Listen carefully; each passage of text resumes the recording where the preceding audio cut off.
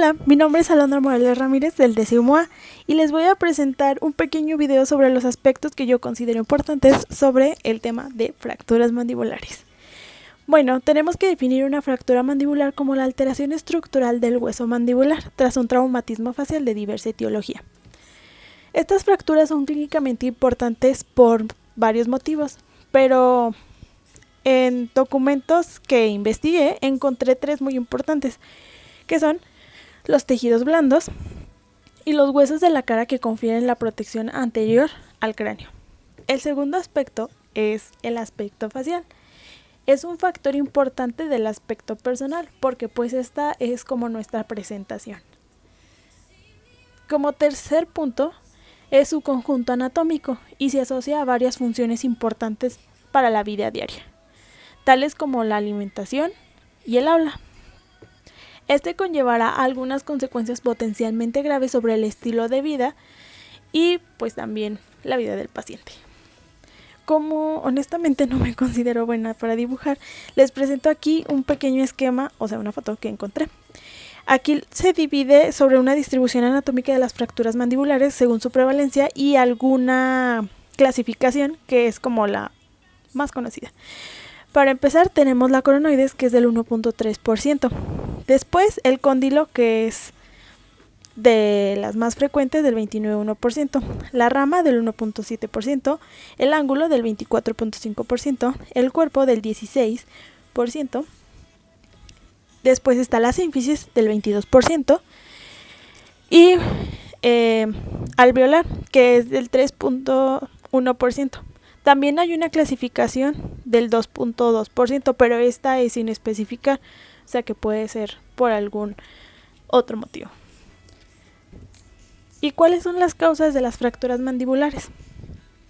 Pueden ser diversas y siempre se van a dividir por algunas cuestiones, por ejemplo, de prevalencia o también donde se encuentren. Cada una pues es diferente. La primera es la agresión, la segunda son los accidentes de tráfico, que esa creo que es de las más frecuentes. Lesiones deportivas, estas pues bueno, incluyen en deportes por ejemplo como box, como fútbol americano o cualquier otro tipo de deporte de contacto, pues puede causar esto, pero en realidad todos los deportes están expuestos a este tipo de situaciones. Y el último son accidentes laborales. Estos pues bueno se encuentran relacionados totalmente hacia pues trabajos específicos. También están las caídas causales. Estas pues pueden ser, bueno, son causales y casuales. Pero bueno, estas no delimitan algún cierto tipo de población, estas son por exposición general, no importa edad, género, en realidad no es nada. Y bueno, existen medidas preventivas para poder evitar este tipo pues de fracturas. Bueno, una de ellas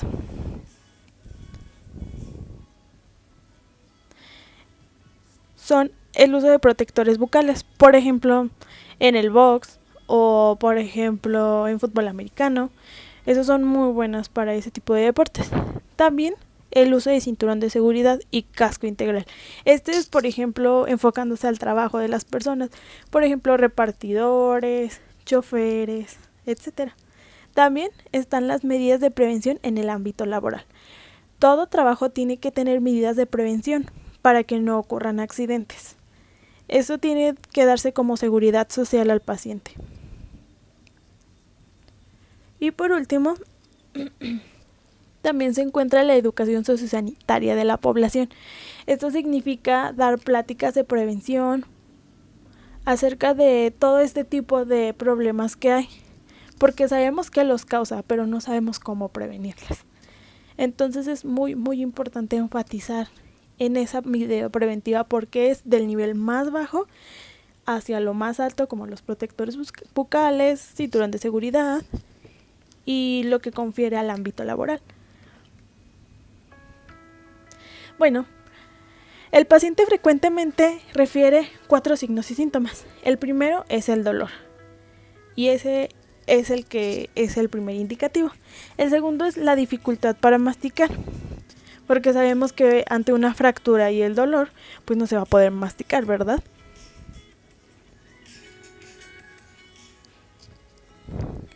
El tercer punto es una maloclusión.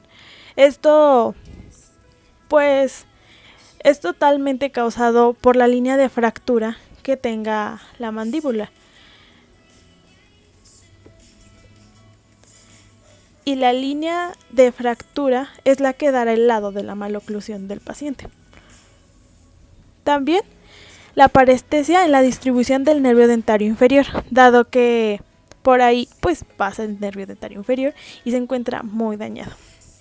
El diagnóstico se va a dar por un estudio imagenológico. Las tomografías axiales computarizadas son las de gran utilidad en la traumatología maxilofacial. También necesitamos hacer una anamnesis en la cual necesitamos saber el mecanismo de la lesión. La información acerca del mecanismo de la lesión puede sugerir un patrón específico de la fractura. Y bueno, claro que estos pacientes en ocasiones pues son pacientes que se encuentran estables, y cuando es así y hay una buena oportunidad, se realiza la historia clínica. Hay ciertos objetivos terapéuticos que se tienen que lograr al hacer el tratamiento o al querer hacer el tratamiento.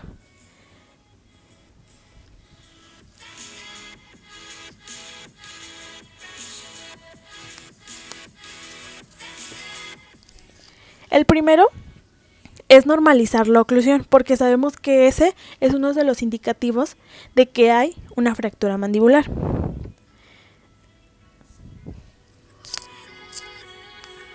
El segundo es lograr una correcta reducción anatómica y fijación de los fragmentos fracturios. O sea, no podemos poner como cirujanos cualquier pedacito de hueso donde quepa. Esto tiene una forma y lleva un orden. También la estética facial, que es conseguir una óptima de esta. Conseguir resultados estables a largo plazo. Esto quiere decir que no tengan alguna consecuencia más adelante.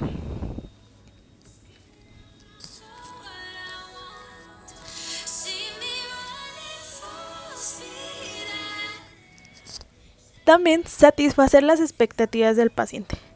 Bueno, pues eso sabemos que está más que claro, y es regresarle a su normalidad todo lo que tenía. También reducir el tiempo total del tratamiento. Esto quiere decir que este tipo de tratamientos, a pesar de que llevan bastante tiempo, pues tienen que ser tratamientos que se pueda reducir el tiempo, porque pues el paciente, el médico y todo, pues llegan a un límite en donde pueden como un poco fastidiarse. Entonces, sobre todo por el paciente que ya pasó el trauma, y pues bueno, hacerlo batallar pues como que no. En cuanto a los tratamientos, hay un tratamiento cerrado. Y en resumen, son arcos barra, la fijación maxilomandibular mediante tornillos. Estos creo que los hemos visto demasiado en videos. Son como cadenitas de tornillos que se ponen en la mandíbula. También el alambrado interdentario. Y por último, la suspensión esquelética alámbrica.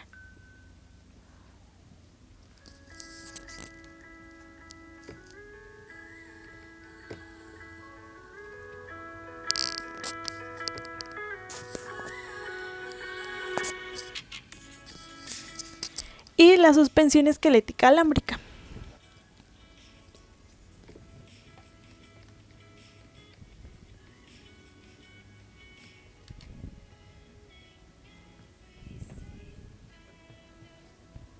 Bueno, aquí me equivoqué un poquito, pero ese es un tratamiento cerrado también. Y existe la fijación intermaxilar, que pues bueno, aquí en realidad nada más va a ser la categoría de los sistemas de fijación intermaxilar, que son semirrígidas y rígidas. Las semirrígidas son mini placas y tornillos monocorticales a lo largo de las líneas de osteosíntesis, o sea, donde se aplica tensión, compresión y torsión. Las rígidas pues son placas rígidas a lo largo del borde inferior y posterior de la mandíbula y de tornillos bicorticales, con y sin una segunda placa colocada en la región subapical o de reborde oblicuo externo en tornillos monocórtica. Y bueno, algo que queremos lograr en cuanto al tratamiento es, por ejemplo, la ausencia de complicaciones intra y posoperatorias inesperadas. Estos son cosas que queremos lograr y que se tienen que lograr. Entonces son objetivos específicos. También la función maxilomandibular correcta. La adecuada oclusión dentaria. Esta porque sabemos que el paciente tenía una oclusión. Entonces esa es la que él está acostumbrado, a lo que su cuerpo, su articulación en sí, todo está acostumbrado. Entonces tiene que ser pues específico del paciente. También la ausencia de sintomatología atribuible a lesiones traumáticas. Esto quiere decir que ya no haya lesiones como de dolor o lesiones intrabucales, todo ese tipo de cosas.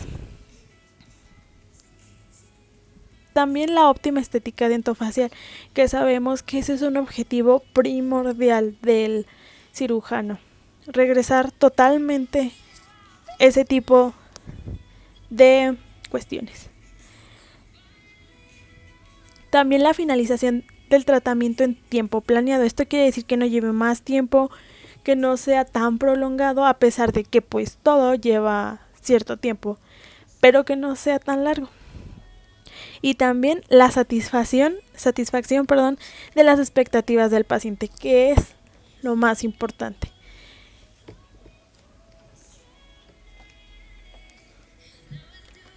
Y bueno, por mi parte, pues es todo. Les agradezco muchísimo por esta atención del video. Y pues bueno,